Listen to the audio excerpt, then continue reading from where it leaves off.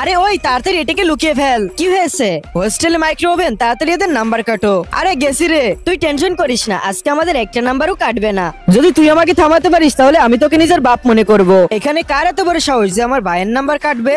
চেয়ারম্যানের পুতা ছেলে তোমার বন্ধু? স্যার আপনার মাথার উপর থেকে আপনার প্রিন্সিপালের ট্যাগ গায়েব হয়ে যাচ্ছে। বাবা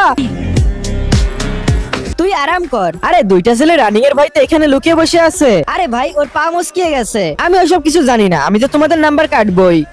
ভাই এখন আমরা কি করব? আমি ক্লাস মনিটর, ওকে উপরে এনেছি। তোমার কোনো প্রবলেম? ও তুমি মনিটর, তাতে কি হয়েছে? তারপরেও কাটবে। আমি মনে করেছিলাম তুই এক কথাই মেনে নিবি, কিন্তু না, তুই তো শুনবার পাত্র নয়। তোকে এর জন্য পরে পস্তাতে হবে। তুমি তো আমার ব্যাপারে কিছুই জানো না, এটা প্রিন্সিপালের অর্ডার। প্রিন্সিপাল? তাহলে তাড়াতাড়ি নাম্বার কাটো। প্রিন্সিপাল স্যার দেখুন, আমি দুইটা ছেলের নাম্বার কেটেছি। খুব ভালো কাজ করেছো। আরে বাপরে, আরে শালা এখন বাসায় কিভাবে যাব? আরে টেনশন করিস না, প্রিন্সিপাল নিজেই আমাদের ছেড়ে দিয়ে আসবে। আরে আপনার ছেলে আপনাকে নিতে এসেছে ড্যাড, চলুন ভিতরে বসুন। আরে এটা তো দারুণ। ড্যাড যে আজকে আপনার নাম লিখেছিল ওর নাম্বারও কেটে দিব।